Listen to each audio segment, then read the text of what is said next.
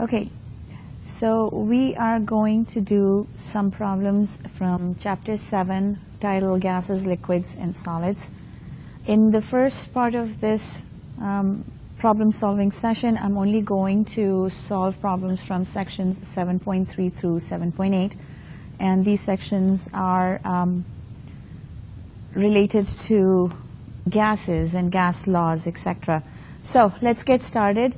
I have not been able to write out the problems from the textbook, but I'll go ahead and read them and write what's necessary. So 7:15 from Chapter 7 says to carry out the pressure conversions, unit conversions, it needs us to convert certain pressures from one unit to another. Now, please remember that the units, the pressure units that we need to think about are ATMs, atmosphere, millimeters of mercury, and torr, and also PSI, pounds per square inch. So we need to keep in mind that 1 ATM pressure is equal to 760 torr. 1 ATM is also equal to 760 millimeters of mercury, and 1 ATM is also equal to 14.7 psi. So these are the relationships that we need to remember in order to convert between these units. So problem number 7.15a wants us to convert 735 mmHg to ATMs, atmospheres. So it's just like any other unit conversion.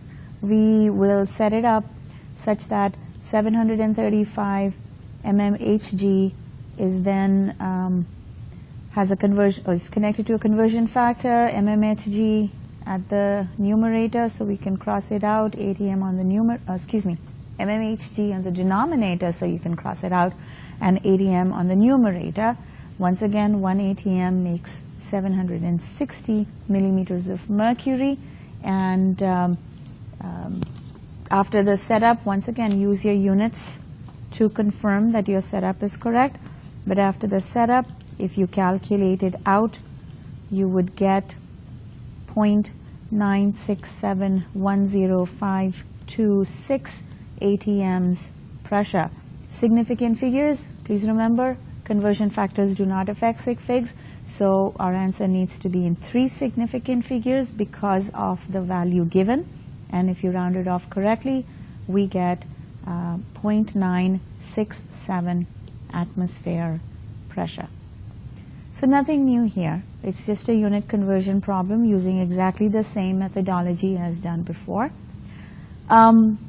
Let's look at C. C is asking us to convert, this was A, so problem C, part C is asking us to convert 0.530 atmospheres to torr.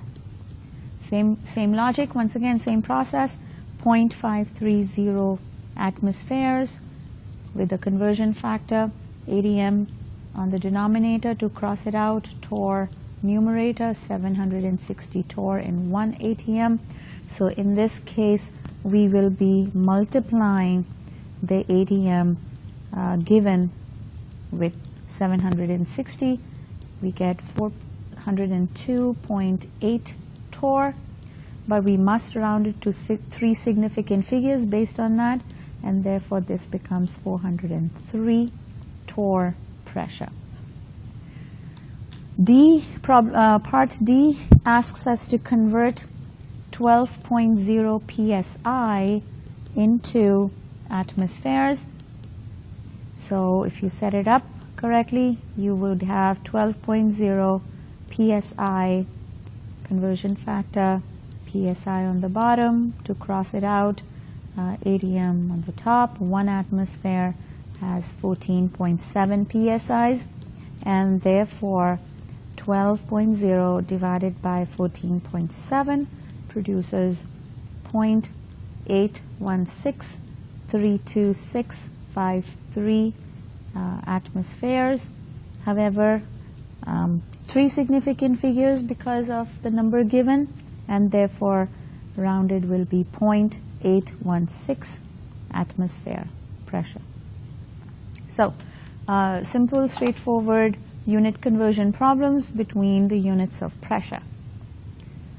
Let's move on to the gas laws. There are several gas laws in this chapter with their problems associated with them. So we're going to start with Boyles Law. Boyles Law says that when temperature is constant for a gas, the pressure and volumes of are related as P1 V1 equals P2 V2. In other words, pressure times volume of an original gas changes to become pressure and volume of the changed gas system as long as the temperature was constant in the first case and the second case. So with temperature constant, the relationship is P1 V1 equals P2 V2. 1 and 2 basically just represent two different systems for the same gas at constant temperature. So 7.17, problem 7.17 says, at constant temperature, a sample of 6 liters, 6.0 liters of oxygen at 3.0 atmosphere pressure is compressed until the volume decreases to 2.5 liters. What is the new pressure? So they are saying the temperature is constant. In other words, Boyles Law applies. So when you read this problem, the way I like to do it is I like to make a list of givens and therefore what's not there. Now if you read the problem, is P1 given? Yes, the original pressure of the gas is given as 3.0 atm. Is V1 given? Volume, original volume. Absolutely, it is 6.0 liters. Are we given P2 in this problem? No, that is what they're asking us to calculate. What would happen to the pressure if the volume is changed? The new volume, V2, is given to be as 2.5 liters. So this is given and we need to calculate P2. If you plug in the values of what's given and what's not, let's plug it all in. So 3.0 atm times 6.0 liters equals P2 is not given times 2.5 liters. I like to keep the units intact because units really help us set up a problem correctly. So I like to leave the units in place where they need to be. So using algebra, we need to isolate P2. So if I divide both sides by 2.5 liters, this crosses out and I have P2 all by itself. So P2 in this case is 3.0 atmosphere times 6.0 liters divided by 2.5 liters. Now please also note that if you've set up the problem, liters and liters cross out and you're left with the appropriate units for pressure, in this case atmosphere. So our problem is set correctly. All we now need to do is calculate the answer.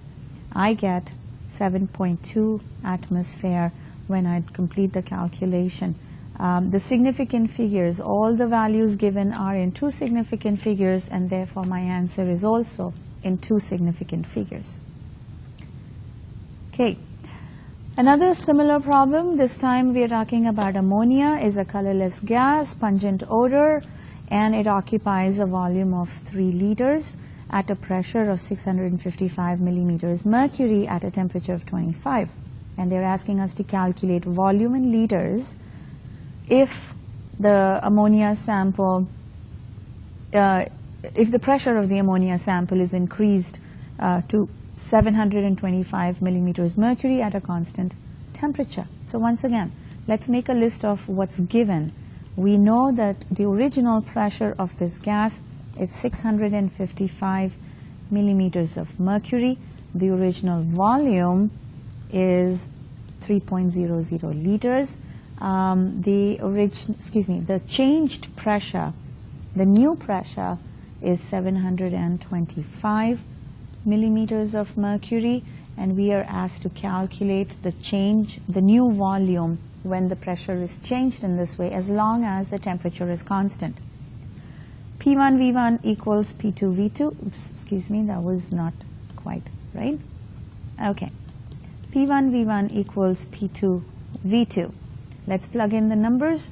655 millimeters of mercury times 3.00 liters of volume equals 725 mmHg times V2. This time V2 is the unknown. So if we divide both sides by 725 mmHg,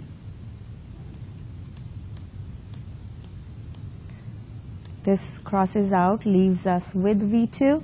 Note also that mmHg crosses out on the other side, leaving us a valid unit of volume, liters in this case, and that's what we need to calculate the new volume in units of liters. So we are set. All we now need to do is calculate out the answer. So 655 times 3 divided by 725 gives us V2 being equal to 2.710344.828 liters. How about significant figures? How many significant figures should this answer be in? You're right. All the given values being in 3 significant figures, we need to round this off to 3 significant figures as well. Therefore, we have 2.71 liters as the answer. Okay. 2, 3.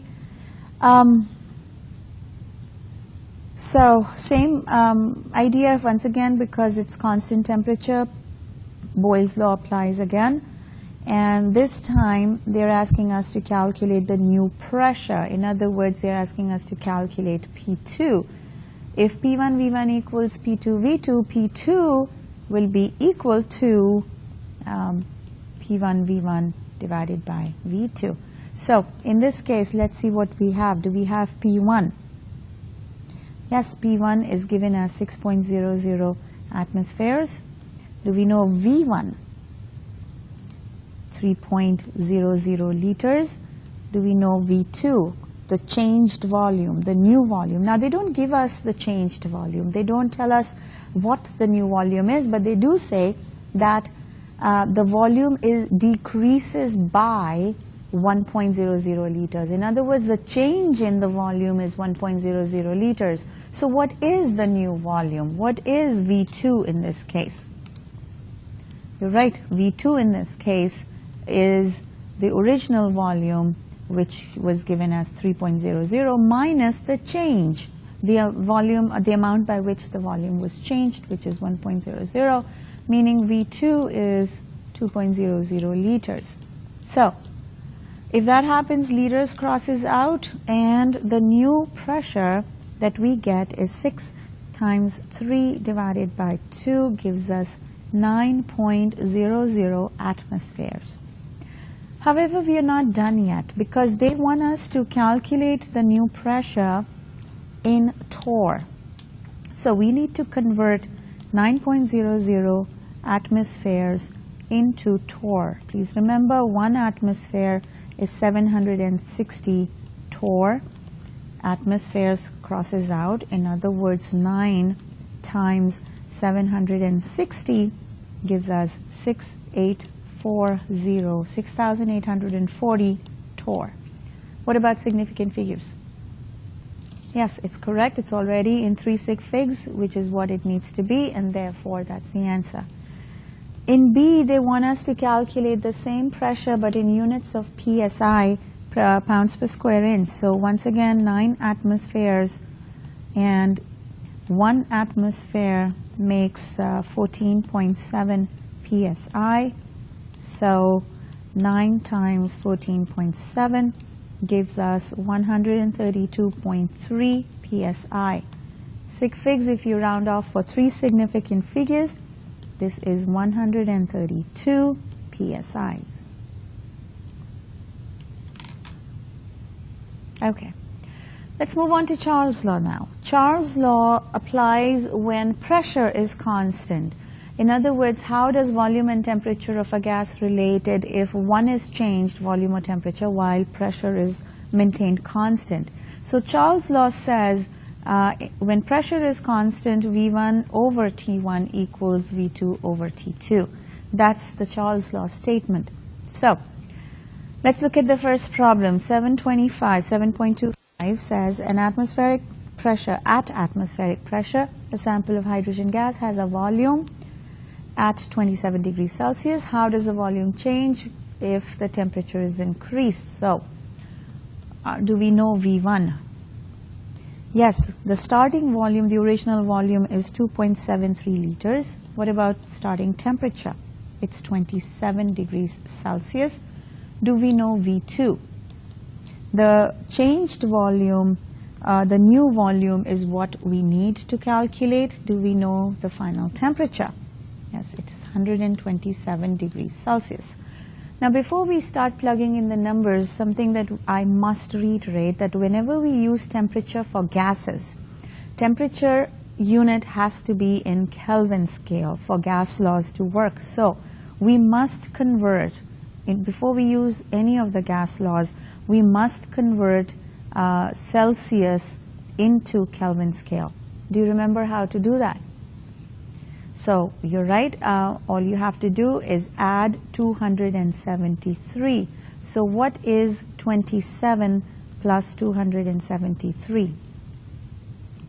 So that is 300 Kelvin.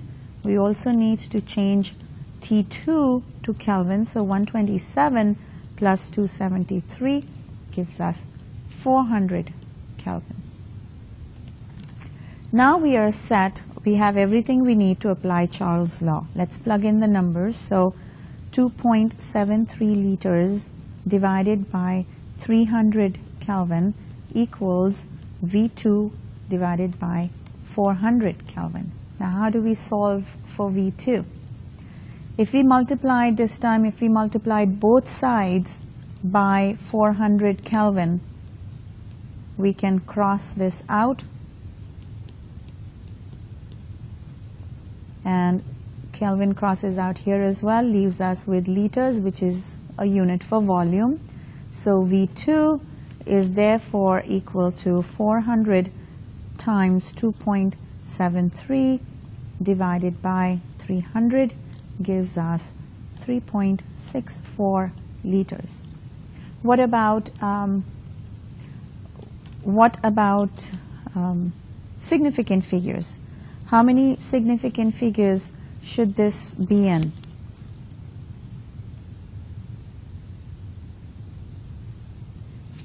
So the temperature scale actually should be written down as 300 dot. Similarly, 400 dot for 3 significant figures, or rather 0 decimal places, and therefore V2 is equal to 3.64 liters of the gas. 27.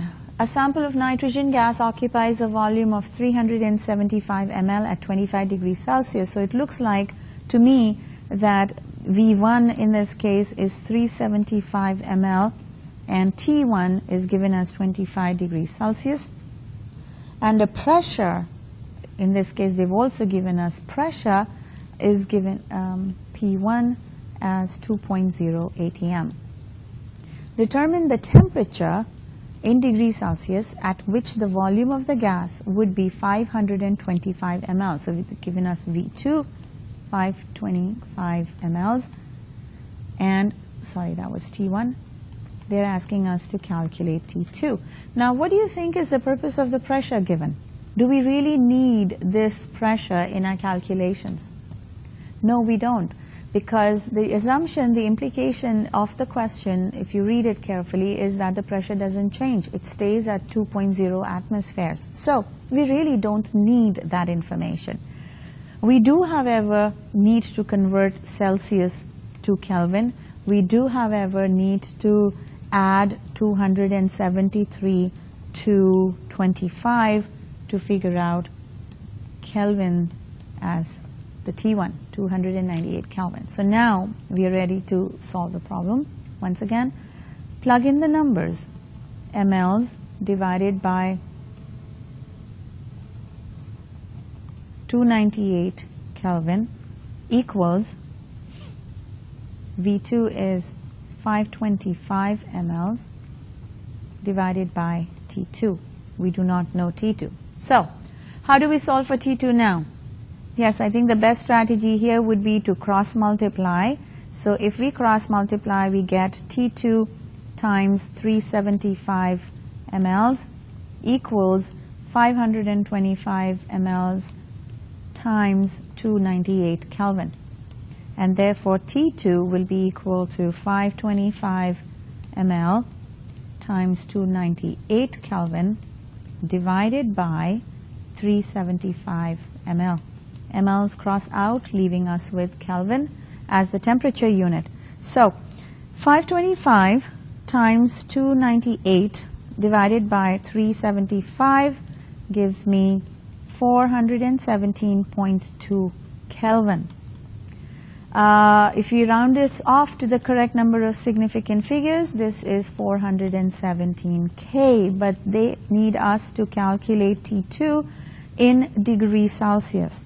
So 417 minus 273 gives us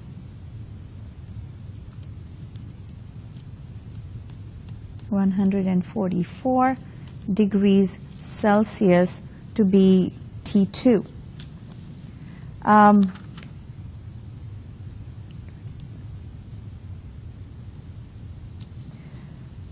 So that is the answer. Okay. Let's move on to combined gas law. Combined gas law relates volume, pressure, and temperature of a gas system as long as number of moles of the gas remain constant. In other words, according to the combined gas law, P1 V1 over T1 equals P2 V2 over T2. Now please think about it as a combination of Boyles Law and Boyles Law, Boyles Law relates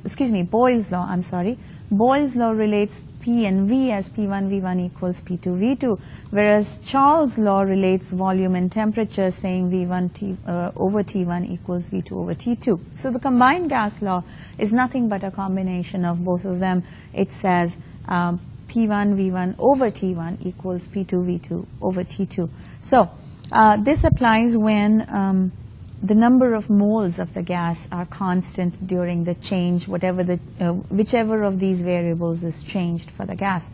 So let's start with the problem 33. It has several parts to it, so let's do at least a couple of them. A sample of carbon dioxide gas. So it looks like we are given V1. We are given V1 is as 15.2 liters. Pressure P1 is given as 1.35 atmospheres, and T1 is given as 33 degrees Celsius. Let's convert this into Kelvin right away, because that's what we will need anyways, by adding 273. So 33 plus 273 gives us 306 Kelvin. Okay, so let's look at part A of this problem.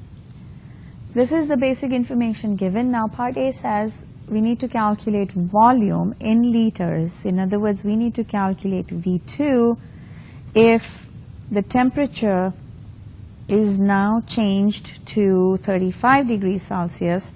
So T2 is now 35 degrees Celsius, and P2 has become 3.50 atmospheres. So once again, temperature has to be in Kelvin scale, so let's change this to Kelvin scale. 273 plus 35 gives us 308 Kelvin.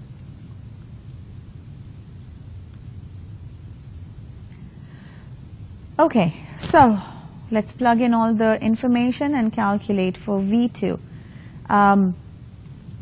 So P1, 1.35 ATM times V1, 15.2 liters, divided by T1, which is 306 Kelvin, equals P2, 3.50 atm times V2, not given, divided by T2, 308 Kelvin. We need to calculate V2, so if you rearrange the equation algebraically, V2 is therefore equal to, too many 2's here, 1.35 atm times 15.2 liters divided by 306 Kelvin times 308 Kelvin over 3.50 atm.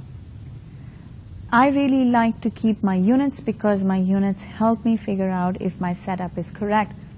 ATMs cross out, Kelvins cross out, I'm left with liters, which is a unit for volume.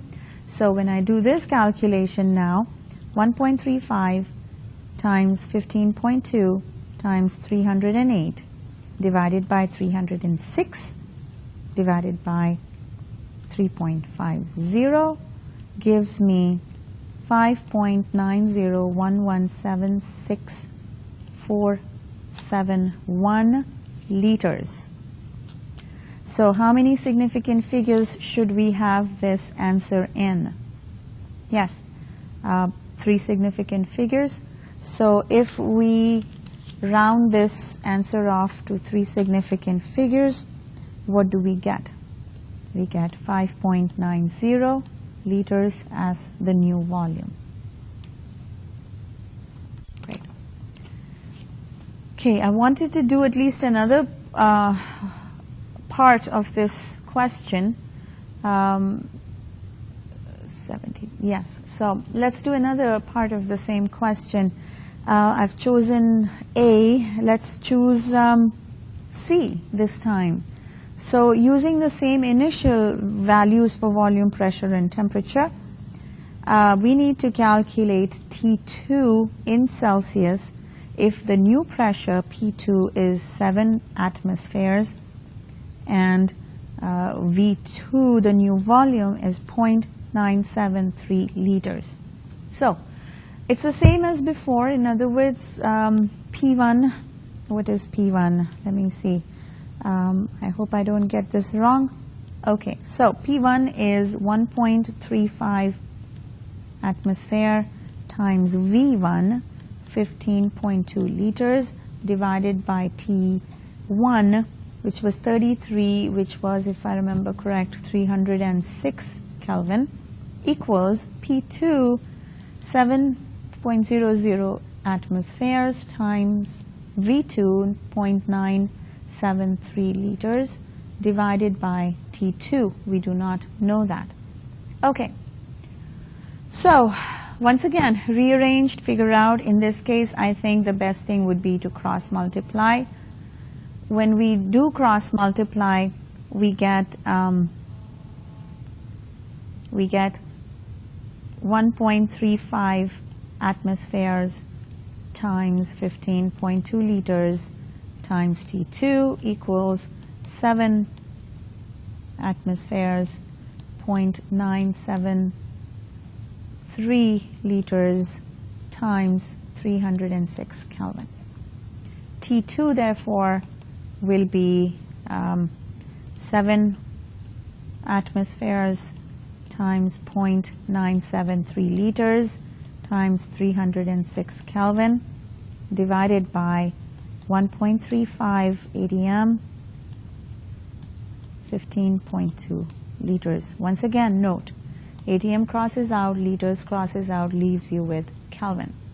So let's plug this in our calculators and see what we get. So 7.00 times 0.973 times 306 divided by 1.35 divided by 15.2 gave me 101.56 75439 Kelvin. If you round it off to 3 significant figures, this becomes 102 Kelvin. But wait a second, we are not done because they need us to calculate T2 in Celsius scale. So Kelvin minus 273 will give us, so 102 minus 273 gives us minus 171 degrees Celsius. Let's make sure that that is the correct answer and that I haven't made a mistake in my calculations. Yay, correct. So the final answer is negative 171 degrees Celsius. Okay. So let's move on to a new problem using combined gas law again. So here they're saying, okay, so the sample of NO2 gas in a 575 ml container.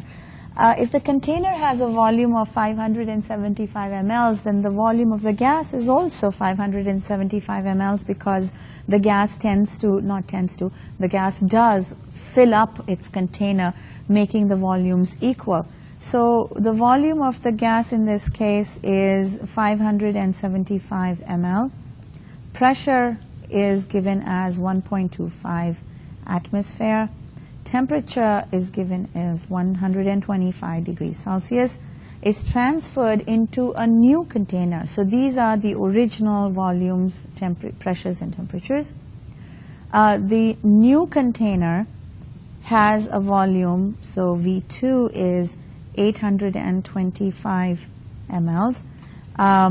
Okay, so part A of this problem says, what is the new pressure if the temperature doesn't change? In other words, what is P2 if T2 is the same as before? That has not changed. So if the temperature is constant, remember combined gas law says P1 V1 divided by T1 equals P2 V2 divided by T2. Now if T1 is equal to, if T1 is equal to T2, they cross out. If T1 and T2 cross out, what's left? What's left is, what does that look like? That's nothing but the Boyles Law, which is at constant temperature. So for Boyles Law, we have everything. We have P1, V1, we have P2, we have V2, and then we can calculate P2. So P2 in this case will be 575 ml, that is V1, times P1, 1.25 ATM, divided by V2, which is 825 mLs, crosses out, leaves us with atmosphere. And when we do the calculation, we get 577 times 1.25 divided by 825, and I got the answer as 0.87422424 atmospheres. Rounded off to three significant figures gives me 0.874 atmosphere as being the new pressure. Let's just make sure that it is correct before I move on. The answer says 0.871. I got 874. Let me make sure my calculations are right. 577 times 1.25 equal, and then divided by 825. No, that's exactly what I got. So I'm going to stick with it. 0.874 atmospheres. Okay, so part B of this question says, now we are changing things. We are not keeping the temperature constant. We are saying that what is P2 if the temperature increases by 20 degrees Celsius. So in this case, T2 is not 20 degrees Celsius. It is increased by T. So in other words, T2 is 125 degrees Celsius plus 20 degrees Celsius 145 degrees Celsius. So now you definitely need the temperatures, and if you need the temperatures in your calculations, you must convert them into Kelvin scale. In other words, T1 must be converted to, so 125 plus 273 gives us 398 Kelvin. And similarly, T2 must also be converted to Kelvin scale, which is 145 plus 273. Just 1 second. I think I did something wrong here. 145 plus gives us 418 Kelvin. Now, using the combined gas law, if P2 is what we have to calculate, then P2 will be V1, let me try that again. P1 V1 over T1 times T1 over, T2 over V2. We have all the numbers we need, so let's plug in all the values. 1.25 ATM is P1, 575, oh, that's what I did wrong last time. Oh, I am sorry. Okay, I'll fix it. Instead of taking 575, I took 577 here. This should have been 575, which will change the calculation. Okay, I'll get to that in a minute. Let's finish this first. So P1 times V1 divided by T1, which is 398 Kelvin, times T2, 418 Kelvin, divided by V2 is 825 mLs. mLs cross out, Ks cross out, we get, so let's figure out what the new pressure is. 1.25 times 575 times 418 divided by 398 divided by 825 gave me a long number, which if I round off to 3 significant figures, I get 0.915 atmospheres. Is that correct? So let's check. I need to check. Absolutely. So to correct the answer above, please note that the volume given, V1 given, was 575, not 577 as I wrote mistakenly. So 0.125 divided by 825, yes, so that's where. This should have been 0.87121221, which, yes, if you round off to 3 significant figures, should give us 0.871. Great. I'm glad I caught my mistake there. Okay, so that's problem 7.37. Let's move on to ideal gas law. Now, ideal gas law is much bigger than the other two because it not only talks about pressure, volume, and temperature, it also talks about the number of moles of the gas. So, ideal gas law statement says P times V of a gas, PV, equals nRT. N is the number of moles of the gas, R is the ideal gas law constant, R has a value of 0.0821 liters atmosphere per mole per Kelvin. So these are the values you do need to remember in order to do these calculations. So let's get started with 47. Calculate the volume in liters of, so we are given N in this problem as 0.100 moles of oxygen gas. Temperature is given as 0 degrees Celsius, and pressure is given as 2.00 atm, and we need to calculate the volume. you must convert the temperature to Kelvin. So 0 plus 273 is 273 Kelvin. Okay, so plug in all the numbers, including the value of R, gives us V equals N RT over P. N is 0.100 moles. R is 0.0821 liter atmosphere moles Kelvin. T 273 Kelvin divided by pressure 2.00 atm, and note moles crosses out, atm crosses out, Kelvin crosses out. You're left with liters for volume. So all we now need to do is calculate 0.1 times 0.0821 times 273 divided by 2 gives me at least 1.120665 liters. Rounding it off to how many? 3 significant figures, I get 1.12 liters of the gas if it follows the ideal gas law.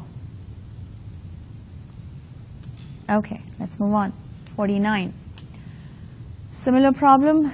Determine the following for moles. So we know that N equals 0.250 moles of, where is it? Okay, moles of sample of carbon dioxide gas, and A, in addition, says that the temperature is 27 degrees Celsius, pressure is 1.50 atmospheres, and we need to calculate volume. This is exactly like we did before. So how about I don't do A because it's exactly like the previous problem with different numbers. How about we choose B this time because we are calculating pressure this time. So temperature in B is given as 35 degrees Celsius, and volume is given as, where is it? 2.00 liters, and we need to calculate pressure. So first thing, convert temperature to Kelvin scale.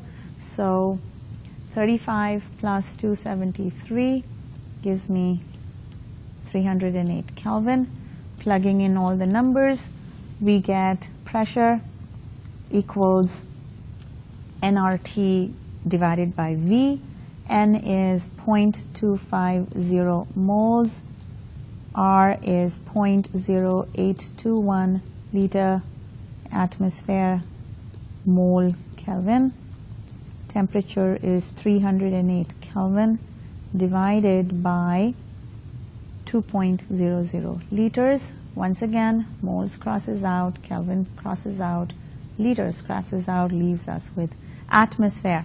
So all we now need to do is calculate 0.250 times 0.0821 times 308 divided by 2 gives us 3.16085 atmospheres. Rounding it off to the correct number of significant figures, which in this case will be 3 also, gives us 3.16 atmospheres of pressure. This is problem 49B. Okay, let's do one more, which is C in this case. Using the same value of moles, we need to calculate temperature in Celsius if the pressure is 1.20 atmospheres and volume is 3.00 liters. We need to calculate temperature. Okay, same idea, different numbers, that's all. So temperature, now PV equals nRT. So in this case, T will be equal to PV divided by nR. rearranging the equation. So pressure is given as, what is it? Yes, 1.20 atmospheres. Volume is given as 3.00 liters divided by N is 0.250 moles and R 0.0821 liters atmosphere moles Kelvin. So note please, atmosphere crosses out, liters crosses out, moles crosses out. Kelvin is the denominator of a denominator, so it goes up. In other words, our units are set correctly. All we now need to do is calculate. So 1.20 times 3 divided by 0.250 divided by 0.0821 gives us 175.3958587 kelvins. Rounded it off to 3 significant figures, I would get 175 Kelvin, but we need temperature in degrees Celsius, so we subtract, we subtract out 273 from here, and if we subtract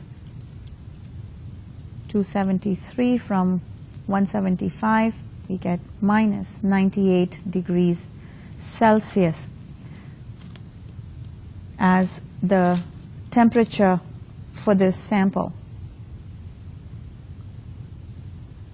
Great. Okay, so that's ideal gas law.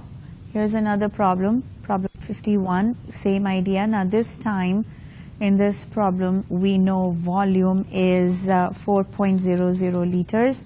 We know that the temperature is 40 degrees Celsius.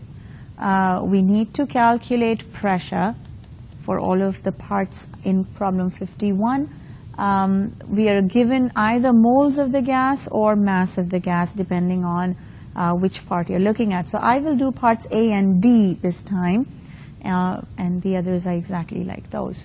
So once again, let's first of all just convert our temperature to Kelvin by adding 273 to 40 gives us, okay. So part A gave us the value of number of moles of the gas as 0.72 moles. If N is 0.72, excuse me, all we need to do is then calculate P just like before.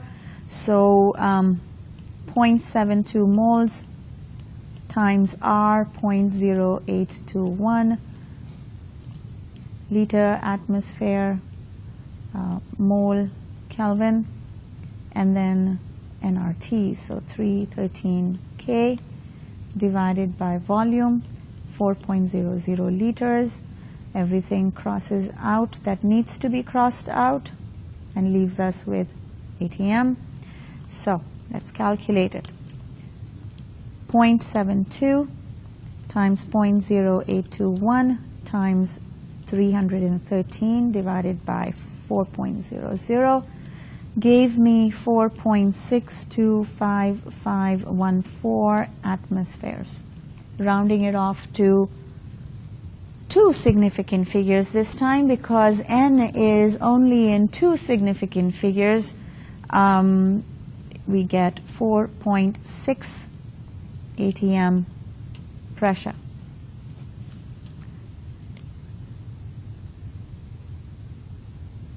Okay. Let's look at C this, no, not C. What did I say? D this time. Now in problem D, in part D, we are not given the moles. We are given the mass of the gas, which is 4.5 grams.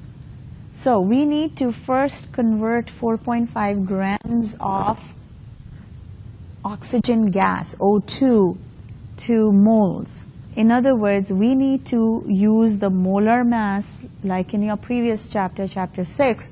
We need to use the molar mass of oxygen to figure out how many moles of oxygen there are in 4.5 grams. So using the conversion factor grams per mole, 1 mole of oxygen, so oxygen, how many grams does it?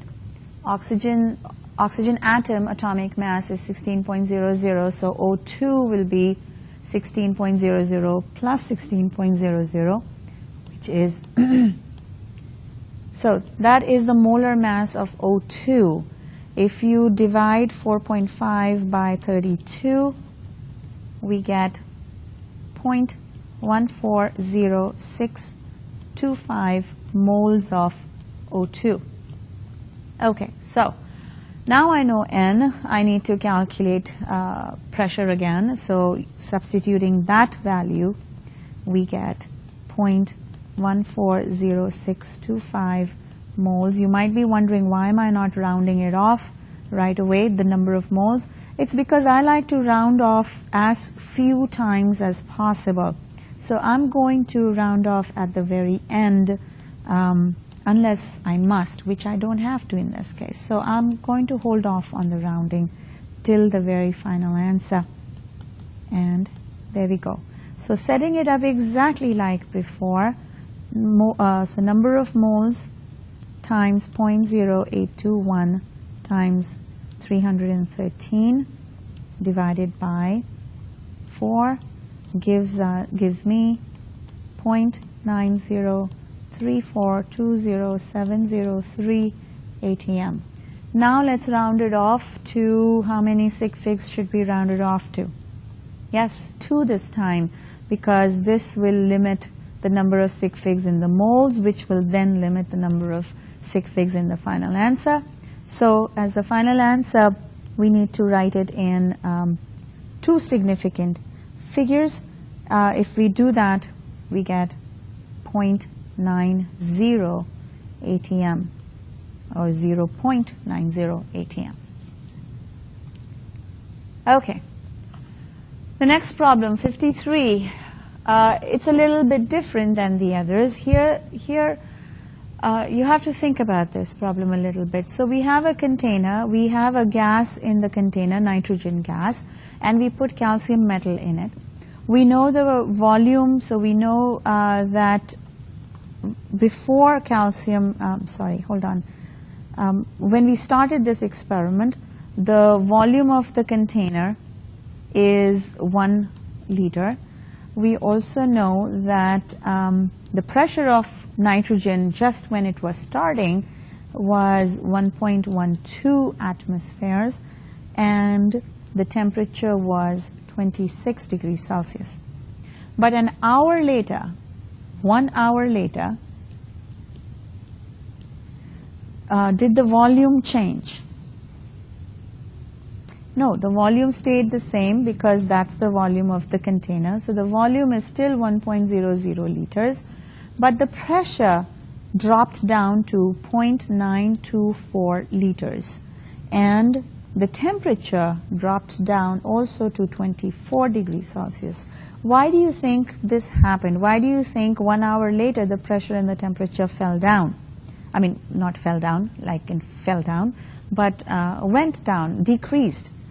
Yes, because some of that nitrogen gas reacted with the calcium metal to make something else, so there was a decrease in the number of moles of nitrogen from the start to the finish. The number of moles of nitrogen before was higher than the number of moles of nitrogen 1 hour later, because some of the nitrogen reacted and was used up, was consumed by calcium. And that's what we need to figure out, is how many moles of nitrogen reacted with the calcium metal. So the way I see that, one of the ways I see we can do this problem is by figuring out the number of moles of nitrogen gas before and number of moles of nitrogen gas after, subtracting the two to figure out the difference, which will be the number of moles of nitrogen that reacted with calcium. Okay, so let's do this. N1 will be, please remember, PV equals nRT. So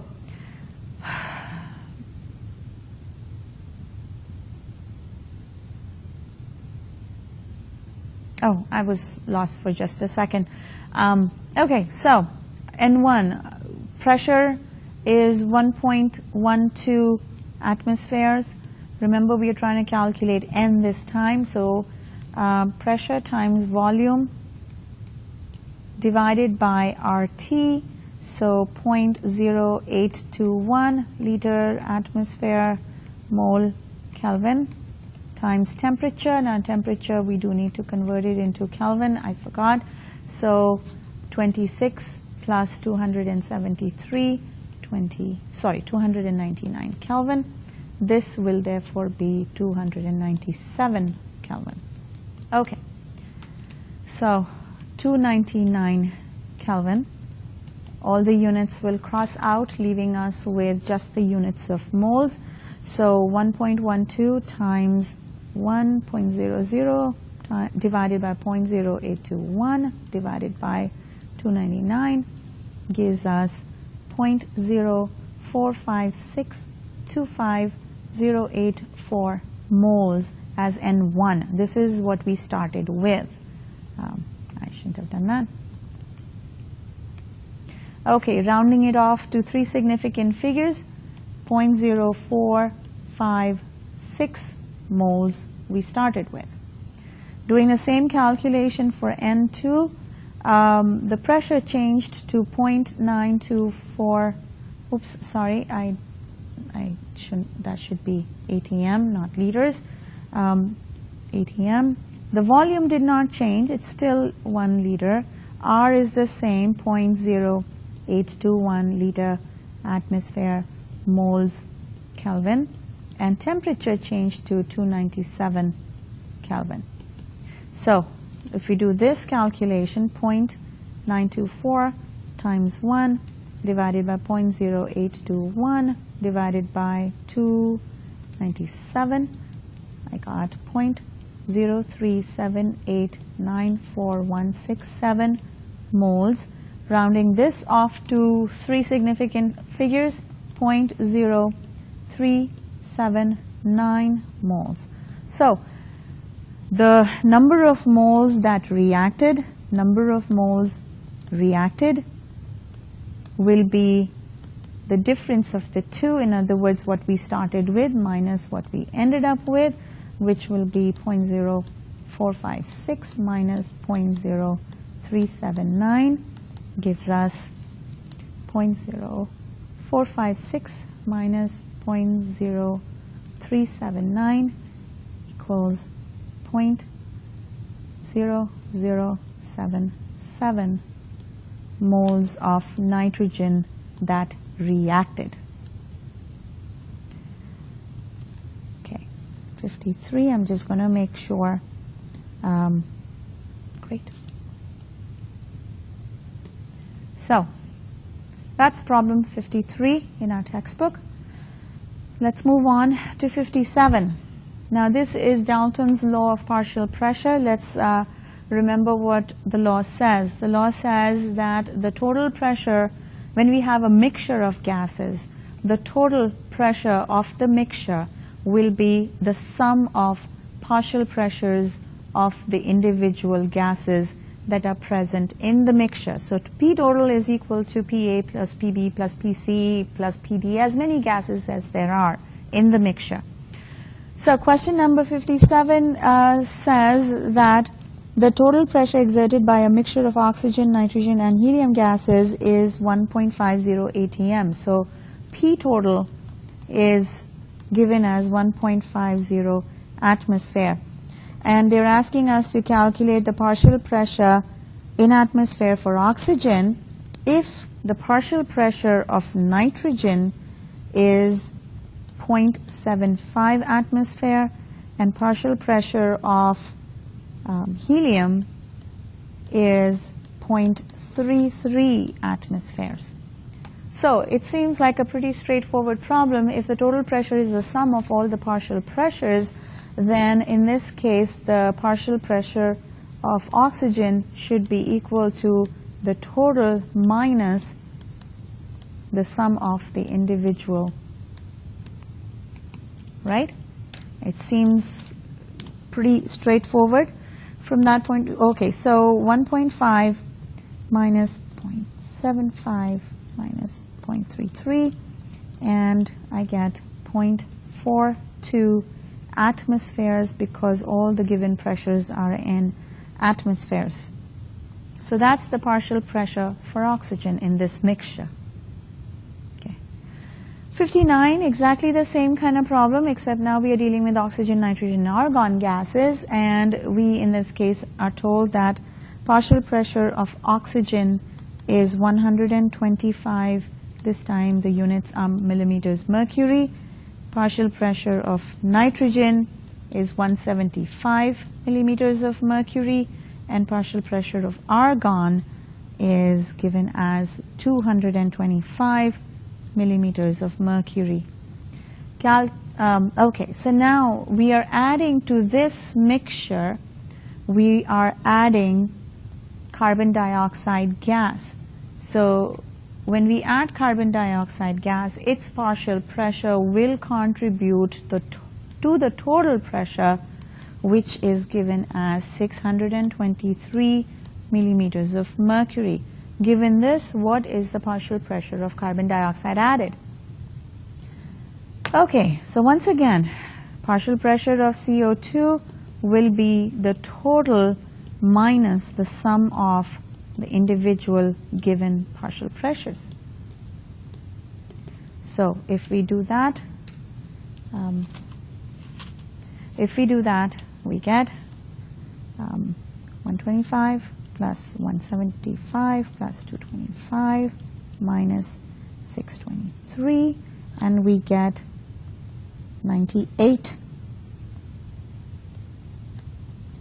millimeters of mercury this time, because those are the units that the given pressures were in. Okay, 63 is kind of fun actually to figure out. In this case, there is a mixture of helium, neon, and argon, all noble gases, and the total pressure, P total, in this case is 3.00 atmosphere, and based on this, they're asking us to calculate a few things.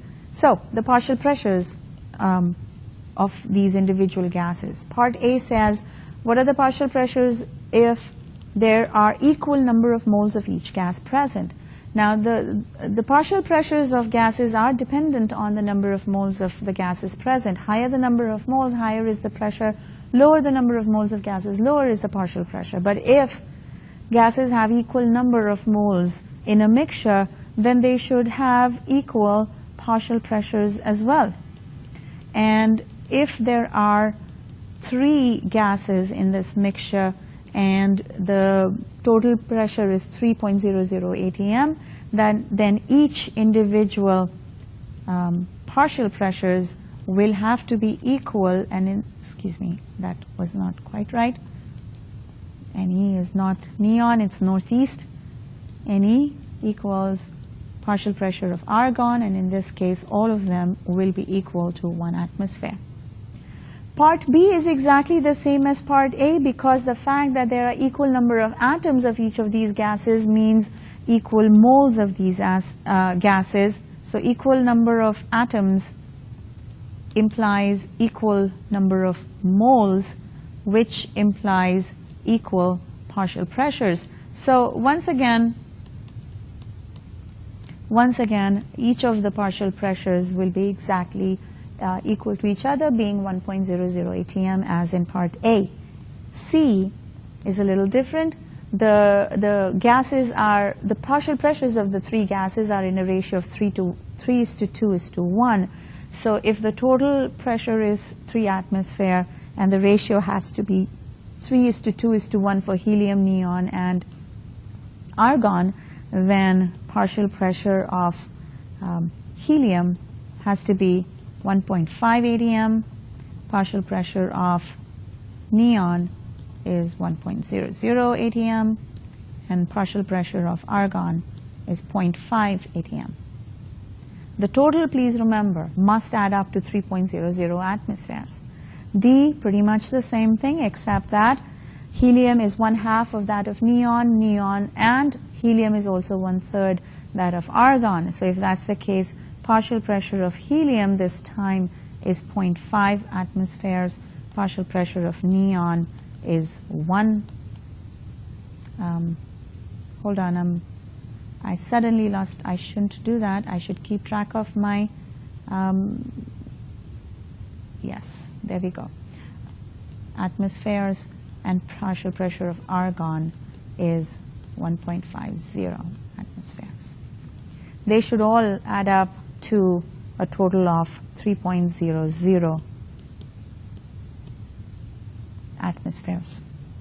So that is Dalton's law of partial pressure, which says the total pressure of a mixture of gases equals the sum of partial pressures of individual gases.